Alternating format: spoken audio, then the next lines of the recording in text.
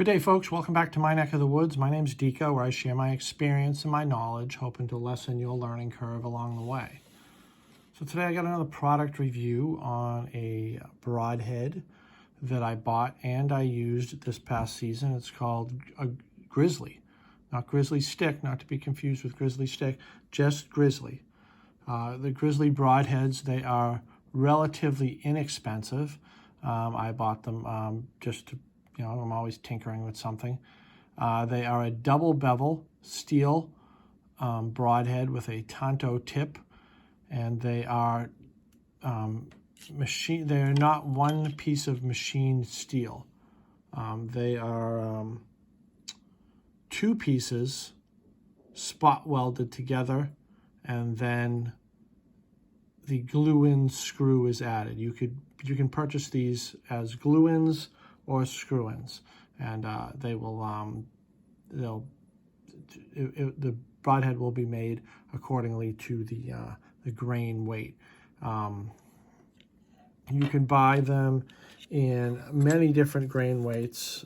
This is the package that it comes in here. So you can buy them in, let me see, the glue-in, the glue-on, 125, 150, 175, and 200. And the screw-ins are 150, 175, and 200. The ones, obviously, you saw which was highlighted there. These are the 175s. They are double bevel, although they are almost manufactured very similar to a single bevel. So if you can see here, this bevel, it's a 25-degree bevel. This bevel here is larger than this one. And if you flip it again, this side is larger than that side. So there's more. The bevel itself is wider. It has a wider diameter, so to speak. It has a wider area, surface area, so to speak. So it's bigger there than it is there. That's bigger there than it is there. It's like that on all of them. Some of them have a little bit more of a degree to it. There versus there, and there versus there, so to speak. Now, I shot 2 deer with them last year, and I'm not overly impressed with them. They did fly okay. They do whistle a little bit coming out of the bow. They do plane a little bit coming out of the bow. They are seated on the arrow. The insert a little weird. They kind of overlap it. It could be just the diameter of arrow that I'm using, but if you're deciding to use like a small diameter, they're really, really going to hang over. This is a Ethics Archery insert right there, and that it hangs over it just a little bit. The 2 deer that I did shoot, nothing crazy. They were both double lung shots. One was a heart shot. It went straight through. Not much of a blood trail. Blood trail wasn't needed. I mean, I hit them appropriately. But I just wasn't impressed with the broadhead overall.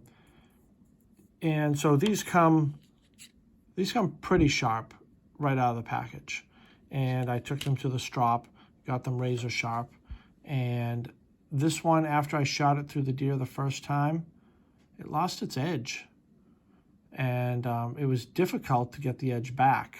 And then I got it back. I'm not sure if I got it all the way back to where it was, but I got it back to, pretty sharp. I can cut paper, no problem. And I put it on the strop, and then I shot another deer with it, and it was even harder to get that edge back again. So I don't know if it was just the makeup of the steel, or just, it wasn't even like it hit a rock or it was buried in the dirt or anything.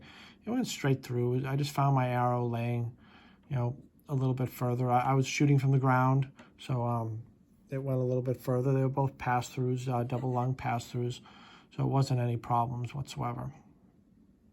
But like I said, if you're looking for something relatively inexpensive, because they retail for about $35, and that was what kind of caught my eye. A steel, sort of a traditional type broadhead, which I like, And the price point was good. You know, you can fill your quiver for under $100, depending. I've got a 6-arrow quiver, so 5 or whatnot. But I mean, for $70, you can get 6 broadheads that perform. They definitely perform, and the deer died, and I recovered the animal, so that's the most important thing.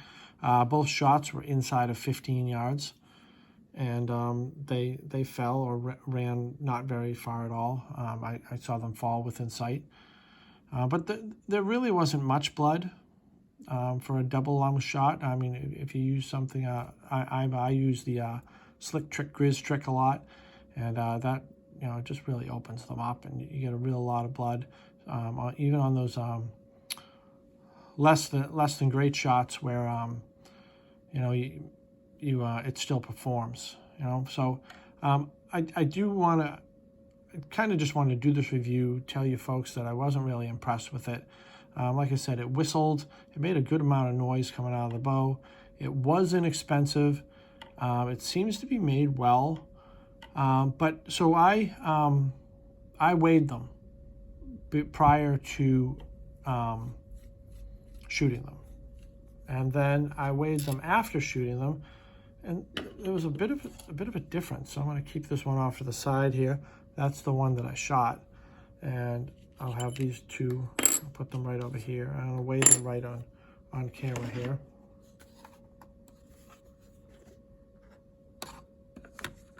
Like so. So we got these two here, and I got this one over here. It's over here. All right, so I'm going to turn this on. All right, you can see that, right? Good. So here are the ones that I did not shoot. They're supposed to be 175. They did come in a little low. We always like them to be a little higher. One was, what's this one? 174.2.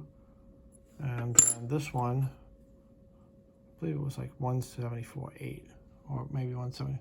Yeah, 174.8. That's basically right on the money. And then the one that I did shoot, I think it initially weighed 174.8, and then after shooting it, it weighs 173.2. I mean, I don't know where the material was that they lost. Is it just a matter of finish, or I mean, there are a couple. I mean, the blade's still in great shape. It's equally as